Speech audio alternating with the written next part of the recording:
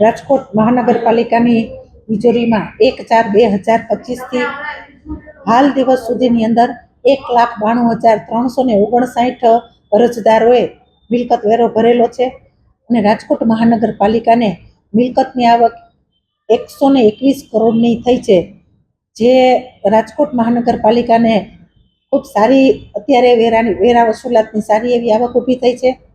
ગયા વર્ષે અરજદારે 1,04,30 અરજદારોએ વેરો ભરેલો હતો અને એમાંથી 7.33 કરોડનો આ વર્ષ કરતાં ગયા વર્ષ કરતાં એટલો વધારો આ વર્ષે થયો છે.